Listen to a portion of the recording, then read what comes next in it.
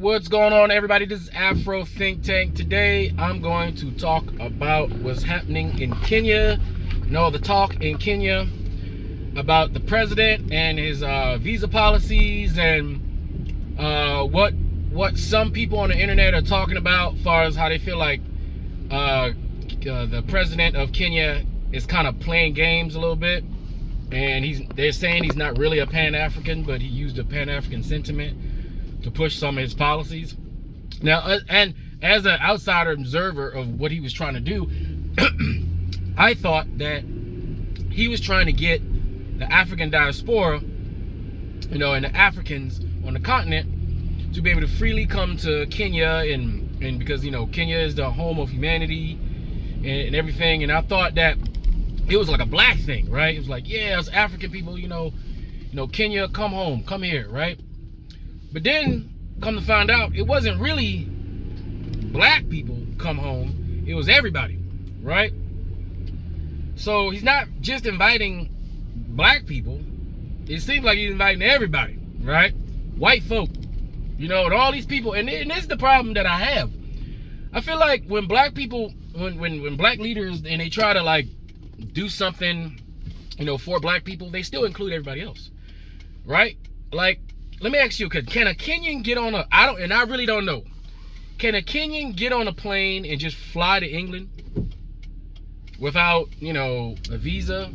Can they fly to France? Can they just get on a plane and fly to European countries without a visa? But somehow, you know, the Kenyan government has said, well, you know what? We're gonna let all those Europeans in.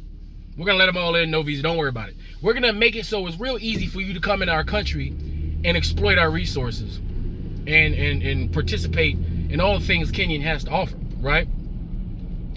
And my issue with that is white people have already been doing that, right? But now you give white people permission to do it, right? While making it look like it's something that you're trying to empower black people to do, you know? Because like I said, can you go to Israel? Can we just go to that? Because those are Europeans, right? There's the Europeans who are illegal immigrants in the Middle East, and they stole an area and they're genociding the people. I'm always going to keep that clear. These are Ukrainians, Russians, Germans, Polish, ancestral Europeans that's in the Middle East, pretending to be something that they're not. They ain't got nothing to do with it other than the conversion to Judaism one of the dramatic kings did some hundreds of years ago, right? Other than that, they have no connection. But can you get on a plane and can a Kenyan get on a plane and just go there and be like, yeah, you know, and I want to participate in this economy? Absolutely not. So while white people are still actively, and even Arabs, right, are still actively discriminating against black people coming into their countries, African countries, right, while they supposedly, under the spirit of Pan-Africanism, are trying to liberate Africans by allowing Africans to travel freely throughout the continent, which are some countries are actually doing. You know, they're really, truly lifting their visa requirements. They're truly doing it, right? And they're not pandering to white people or Europeans to try to get some mythical international money to come and invest in the country. Because if that was the case, these same white people that been there would have been did that, right? But no, you just gave them a legal way to exploit the country even more.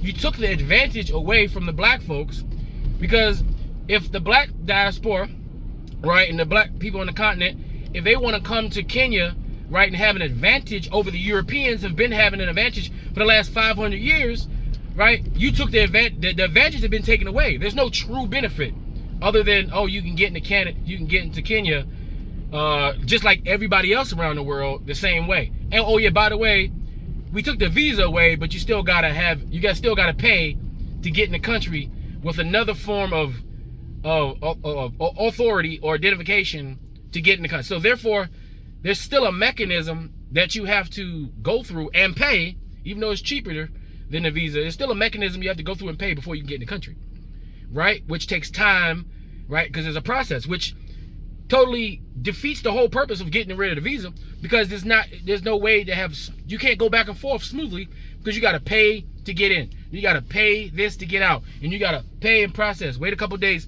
That's not convenient, and that completely and totally nullifies getting rid of the visa. You might as well just left the visa there so that everybody can have the same difficulty getting in the country. I mean, you didn't do anything. And I'm seeing a lot of people on on YouTube complain, a lot of black people complain that they feel like Kenya, the president of Kenya, is a fake. They call him a fake Pan-African, right? Now the president of Kenya has made some great speeches, and it seemed like he was going the right way, but it seemed like he's more of a globalist. It seemed like his actions seemed more globalistic than Afrocentric, and I don't know. I don't know if there's a strategy behind this that I'm not seeing, you know, or maybe he's just Mr. International, and he wants to open up Kenya. He wants Kenya to be available the same way, perceivably, European countries are available to them. Keep in mind, they're available to them that way, not to everybody else.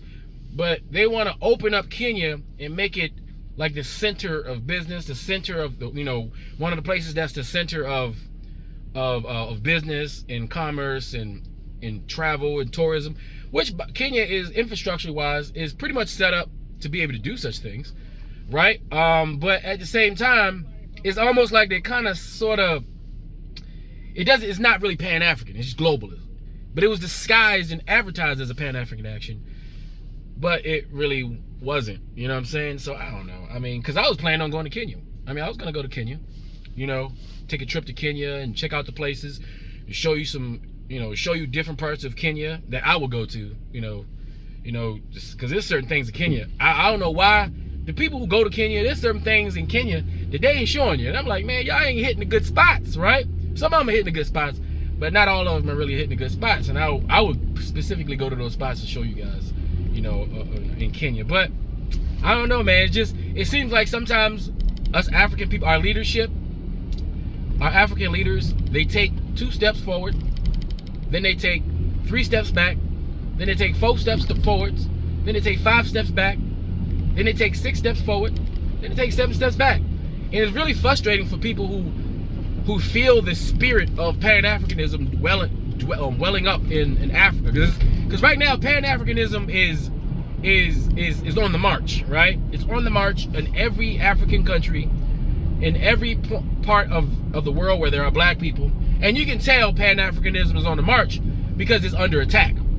You wouldn't attack something if you didn't think it was dangerous, right? So that's why you have all the xenophobic groups, right? In every black diaspora, every black country got their xenophobic / tribalistic people who they don't want to deal with any other black people, or they're afraid of other black people, or they think they're better than some other black people. We all know it, right? There's the usual suspects. But Pan-Africanism is a group of people amongst those different African diasporas that understand the situation. We understand unity. We understand that the only people we need to unite with is the other Pan-Africans from those other groups, and that's that's all we need. We don't need the xenophobic. The xenophobic people, they're like your haters in the stands that's not really playing the game, but they're critiquing everything that you do while you playing. That's them, right? And like I said, they're everywhere, and they're always going to be there, and we're not really worried about them guys, because everybody's not meant to be a part of a revolution. Some people are meant to just watch, right? But some people are going to just complain. But you know, other than that, Pan-Africanism is going to be okay. You know, this is part, I guess you would call growing pains, right? It's growing pains, because nothing, we all know in life, you may have a plan, right? But it never quite goes, you know, perfectly the way you envision it in your mind, or it doesn't, or everything doesn't pan out exactly the way it's supposed to pan out. There's always roadblocks, or there's always things that happen that's not explainable, right? Like you can't explain why some of these African leaders in these countries who should be educated enough to fully understand their situation, and the clear path to liberation and victory is right in front of them, and they choose not to take it. 9 times in 10 is because they rather line their own pockets, right? It was usually the case. It's more about them than anybody else, you know, and that's usually the case with politicians and stuff like that. But despite that, Pan-Africanism is growing. And despite Kenya and their bait and switch and their whole, you know, visa, non-visa, it's still a visa, but it's not a visa, but it's still a visa, you know, non-process, whatever. And despite the fact that it's not a Pan-African, it's not liberating for Pan-African, or liberating for Africans, but they want to liberate and give access to Kenya on the same equal playing field to everybody, including all the European colonizer nations who have already had 500 years to exploit Kenya and the rest of the surrounding countries. You know, but we'll see what happens. Anyway, that's all I got to say. It's Afro Think Tank. Learn something, teach something. I'm out.